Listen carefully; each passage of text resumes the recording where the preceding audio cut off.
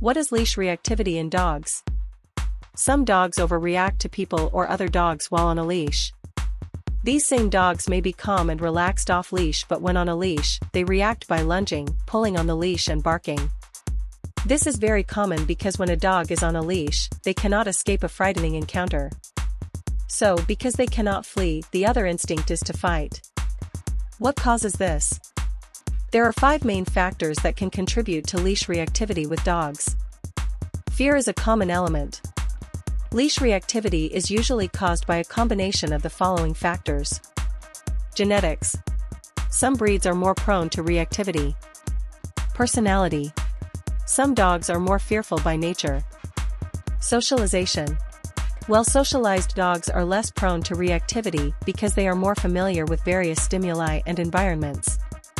Traumatic events. A dog that has had a bad experience on a leash or was attacked by another dog has a much higher chance of becoming reactive on a leash. Lack of training. Teaching your dog self-control and desensitization training can be very beneficial to reactive dogs. Teaching a dog how to behave around new people and new places will help resolve reactivity. Expecting a dog to grow out of a reactive response without training is unrealistic. What can you do to help your dog be less reactive and more calm on walks? Training your dog to be calm when out in public from the start is ideal. If you have a young dog, once they have been fully vaccinated, take them for walks and trips to Home Depot and other dog-friendly low-interaction places. Reward them for calm behavior. Allow them to see strangers but do not expect to be able to interact with all new people without permission. Teach them to wait for a cue before greeting new people. It is okay to tell new people to please not touch your dog because they are in training. If your dog is shy, teaching them that they are safe with you will help reduce reactivity as well.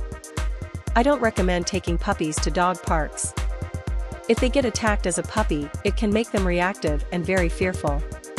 This takes a lot of work and patience to overcome.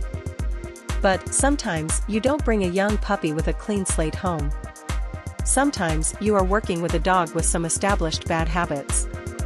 This is very common with rescued dogs that may have been afraid in a shelter setting or, worse, mistreated by a previous owner. The method that I learned was the desensitization method. In this method, you take your dog out for a walk. Start somewhere quiet and not crowded. A suburban neighborhood is ideal. While walking in this quiet suburban neighborhood, have a pocket full of your dog's favorite treats. Think about things like chunks of steak or chicken.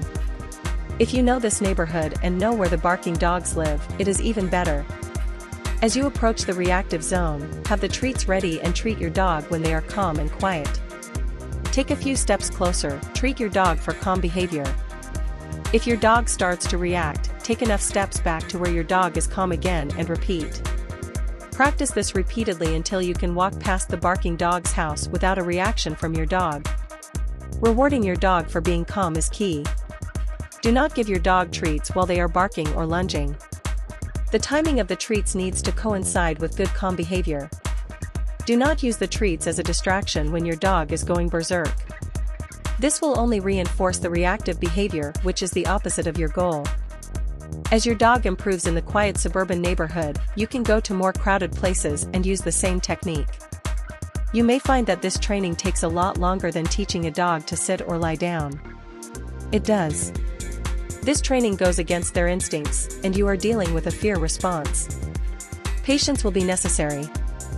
If your dog is reactive and there is any possibility that you will be in a crowded place or that another person or dog may get too close to your dog, I would suggest that you muzzle train your dog while on walks to be on the safe side. If your dog bites a human or another dog while in training, it can cause a lot more trouble than the sight of your dog walking down the street wearing a muzzle.